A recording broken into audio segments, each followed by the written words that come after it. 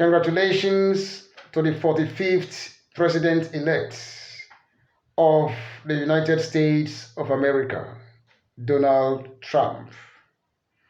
I congratulate you because for me it is a victory well deserved. Having been in the terrain for a very long time, having been in politics for a very long time, and having served that great nation of years from 2017 to 2021.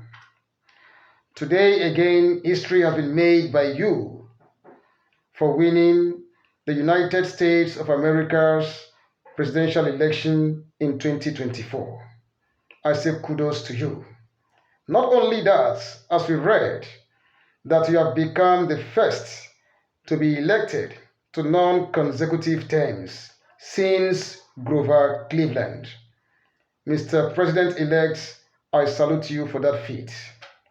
Having said so, Mr. President, I just want to react, or I'm reacting to the letter of congratulation or the congratulatory message Nigerian government sent to you, in which you were advised or urged or appealed to ignore or distance yourself from the agitations or the agitators of Biafra, a country of which I am also a great citizen. Mr. President-elect, I know that America is a country that anchors its actions on liberty and freedom, a country that is fighting against terrorism, a country that defends true democratic principles. I have no doubt in my mind that after your inauguration, you are going to do the needful, and you are going to give a listening ear to my people's cries for liberty, for freedom, for their emancipation, for everything that they need to be on their own. Mr. President-elect, you yourself once described Nigeria as a shithole. Cameron also described Nigeria as a country that is fantastically corrupt. Both of you and other world leaders know what Nigeria is. You know Nigeria deep down than any one of us ordinary citizens. And that was why you described Nigeria as a shithole. Nigeria being a shithole and a country that hosts terrorists, bringing terrorists to kill our own citizens, is the reason why we Biafrans are agitating to leave the country.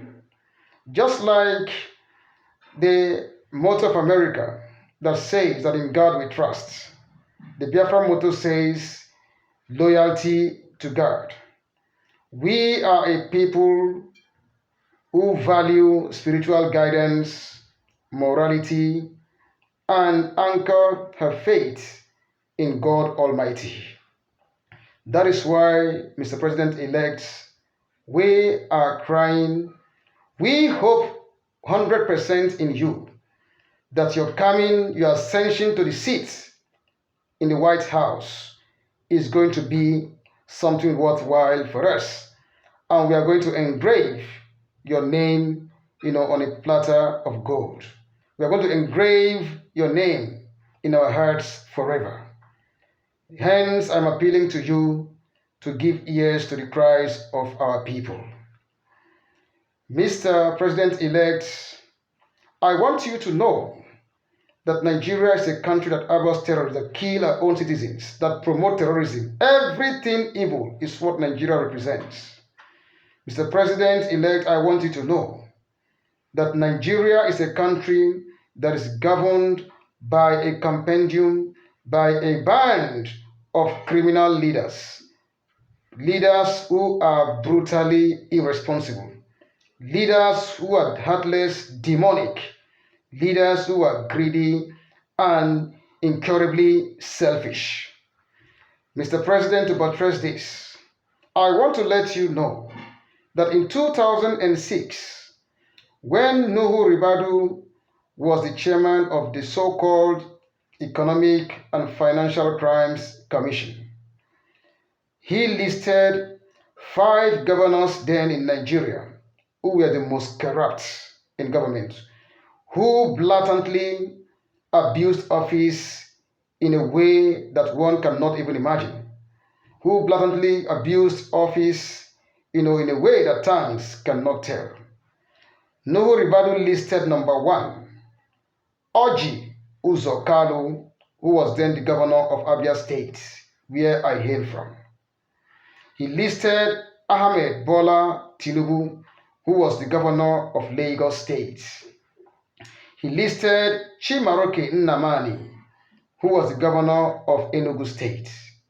He listed Ahmed Sani Yerima, who was the governor of Zamfara State.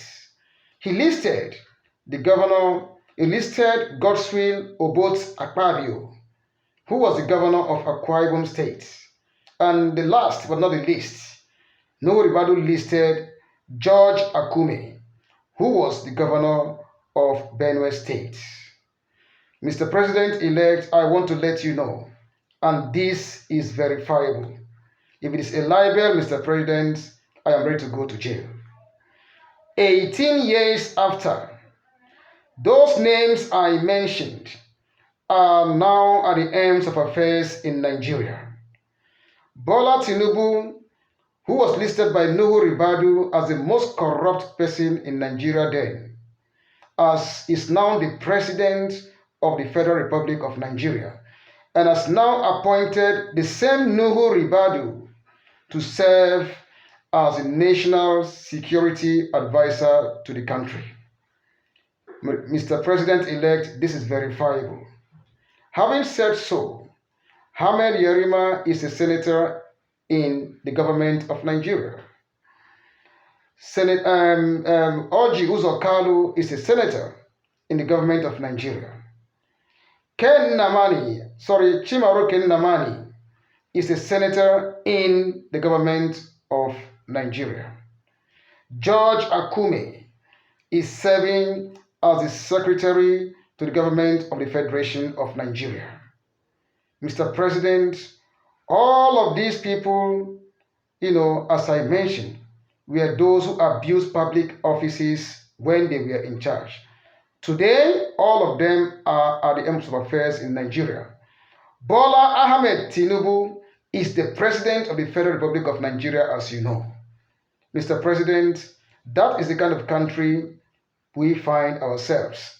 And going by what is happening, Mr. President, that is the reason why we are agitating for a sovereign state of Biafra, which I am solemnly appealing to you to give ears to the cries of our people. Simon Ekpa is committing no crime under any law on the surface of the earth. He is only calling for the liberation of our people. Simon Ekpa is only defending our people. If not for that, today our people who are facing or confronting existential threats would have been wiped off the surface of the earth. Mr. President, please kindly ignore the advice of Nigeria in any way, in every way, totally. Mr. President, Biafra is a country that values spiritual guidance, that values morality, and anchors our faith in God, as I said. Mr. President, we are fighting for Biafra to liberate our people, and we want you to give us a listening ear and to totally ignore the call of Nigeria as soon as you ascend the White House. We are appealing to you. We are telling you that our people have been so much killed in Nigeria.